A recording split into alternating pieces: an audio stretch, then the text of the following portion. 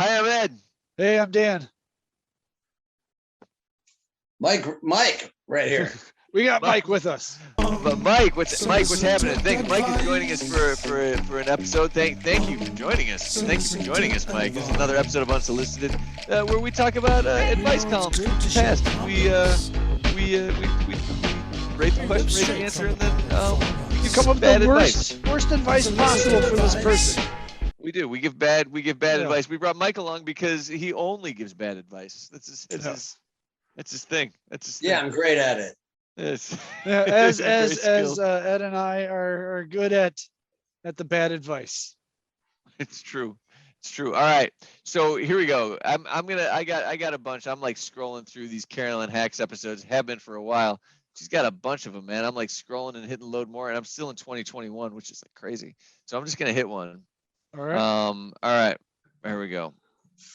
Let's make sure it's not too long. The first thing. Oh my God. It's not too long. I can read this. So this one's from some 2021. August 2021. Dear Carolyn, a couple of months ago, my girlfriend broke up with me. She was right to. I was unemployed at the time and took out my frustration on her, sometimes in psychologically cruel ways. I have no excuses for that, but I have since come to feel profoundly remorseful for my behavior. I desperately need to make amends and earn her forgiveness. The problem is she told me never to contact her again. I have to respect that, but my guilt is killing me. There's a line in a Perfect Circle song, I'm more than just a little curious / how you're planning to make amends / to the dead. So I guess my question is, how do you go about doing that? Can you? Can you? Trying to repent. Oh man. This guy. I don't understand the question. He wants to call his girlfriend and ex-girlfriend who he emotionally abused and apologize, but she told him never to talk to him. But she's told him that he shouldn't contact her. Yes. So the question is, how do I contact someone to apologize for him that never wants me to speak to him again? Oh. So this is a I'm gonna categorize this under a fucking stupid question. Right. That you should keep to yourself. I was thinking of 4, just because, He quoted a Perfect Circle song, Dan. You sure you're giving a guy a 4? Like half his question is a Maynard Keenan lyric. Yeah. Well, it's like, he's so foggy, he doesn't even realize what he's doing. Yeah, this guy's completely out of touch, which maybe makes sense why he's into alternative metal. Is that he doesn't live on this plane. You know what I mean? He's into things that others are not. Like he's operating on a whole different plane of existence than the rest of us. He is, and furthermore, he decided that in his brain, he's like, "What do I do? I need to ask Carolyn Hacks." Yeah, like I'm not gonna ask Abby. I'm not gonna ask Dan Savage. I'm gonna call her Carolyn Hacks. She's the answer to how do I alleviate. All right. This question, I'm giving it a 2. Mike, you got a number between 1 and 10 you want to give this guy? I was thinking 2 myself because when you think like metal quandaries, you don't necessarily think Carolyn Hacks. Right? Yeah. No. But that was his go-to, so I'm gonna go with. All right. You could ask Rob Zombie, like different people from that ilk, but he went a whole different way, and for that, I'm giving him a 2. Jesus, yeah, right. Fucking Jesus Christ, do we need an Ask Rob Zombie column? Like I would write that. Yeah. I would try to find questions for Rob Zombie to call him and ask him. That is it's a shame that doesn't exist. All right. Here's the answer. No.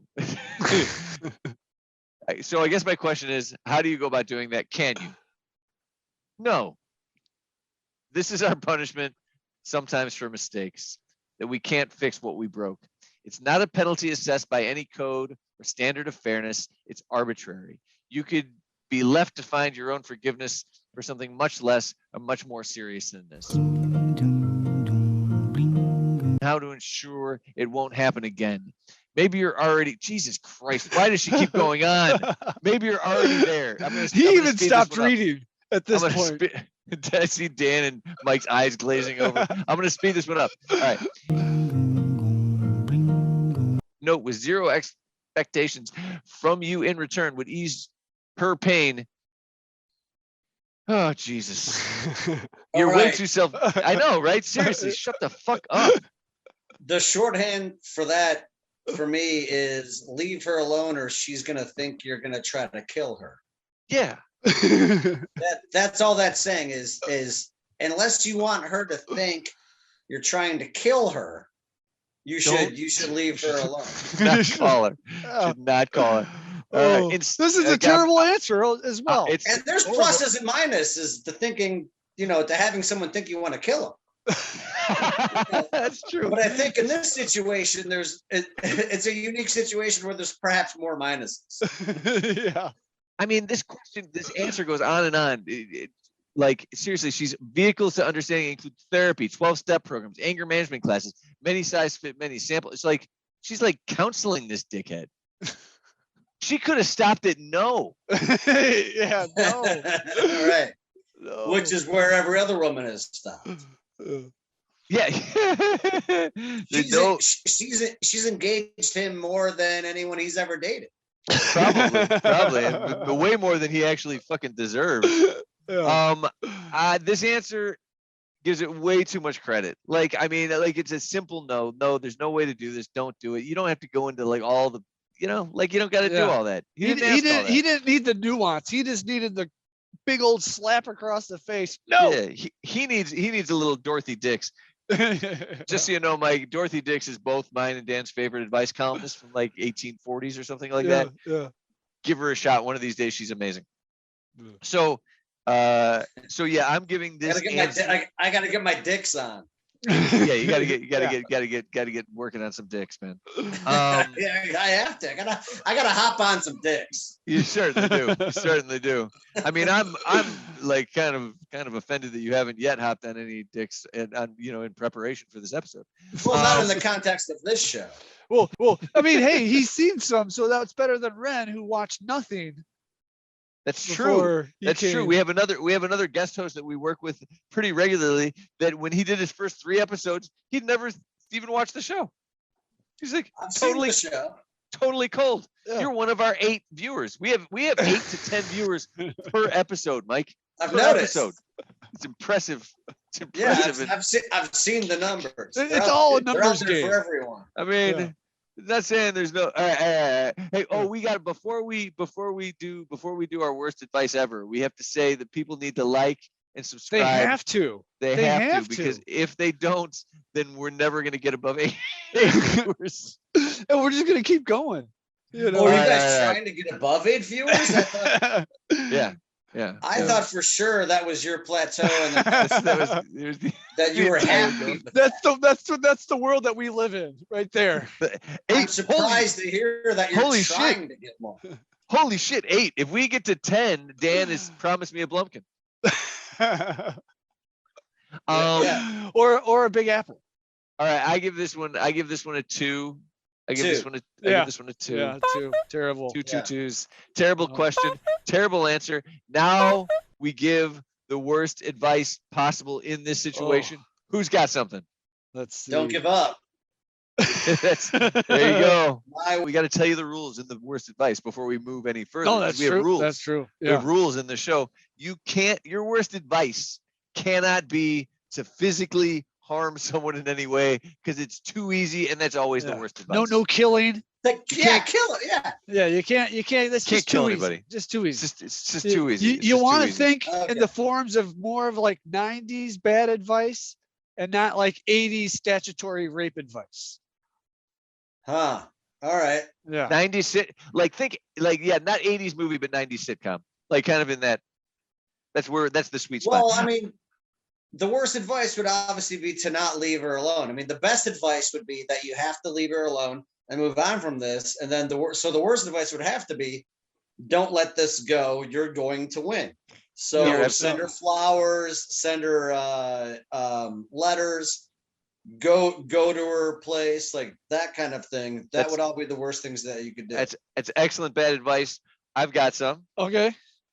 Let's hear it. I'm gonna say that he needs. Don't contact her. Don't contact her. That's inappropriate. That's inappropriate. But trying to date her mother. Trying to date her He's more mother. sophisticated. And then, is it's dinner time. Look who's over. Yeah. You can make your way in through the mother. Make her jealous. You're getting some on the side. You're doing all right. Maybe her mother's better than her. You know what I mean? Don't abuse her or anything. You know what I mean? And then you can work from that. So I'm gonna go with a full date mom. Date the mom to get into the ex-girlfriend daughter. Show her what a good lover and kind, gentle person you can be by having sex with her mother. Or a younger sister. Yeah, sure.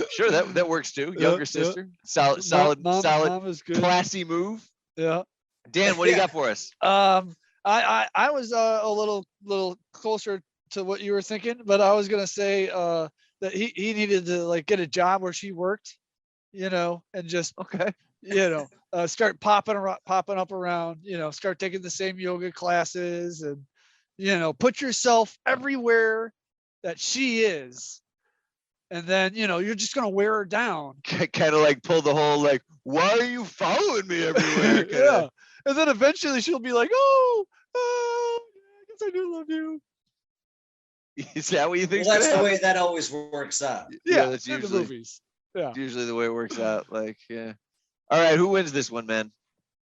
Who do you vote for, Mike? Who's got the worst advice? You can vote for yourself.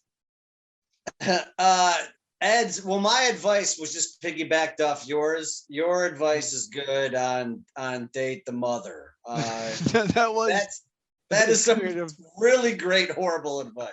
Yeah, terrible. Dan, what do you say? I like Mike's coming right off the bat, cold there. That was good, but always get points for quickness. But the sex with the mother is pretty bad advice, And for the win, sex with mom. just like we said before, whatever you think a threesome's gonna solve anything. You're right. Sex with the mom. Sex with mom always wins. always a winner. No matter whose mom it is. No matter who it is. So good. So we have so thank you for joining us for another episode of Much to Listen to. We will see you. Thank you. We'll see you Thank next you, time. Mike. And thank you, Mike. And I think Mike's you're come back for another episode or two, right? You're into this? All right. Contractually obligated. I'm around town. And a word from our sponsor. The people at Jarts would like to say that you should buy some Jarts. All right. But there's also a warning, which I just recently learned. Is that lawn darts? No, Jarts are farts in a jar that you can mail to your enemies. Yes. Oh, I think you mail them to your friends. Either way. But there is a danger, I just learned. For the people who fart in the jar, if they do it too much, they end up in the hospital.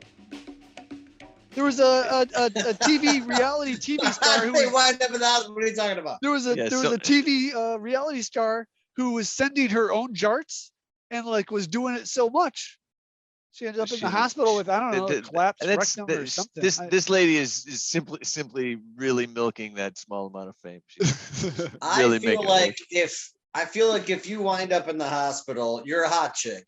And you wind up in the hospital for sending your farts to people, and you've been doing it too much, you would have wound up in the hospital anyway, despite the fart jars. Yeah. That's just something that was going to happen. It's marketing. It's just marketing. She's just trying to sell more farts. Fart-kidding. Fart kidding. Just opened up a whole new revenue there. Asshole. Open up a whole new asshole.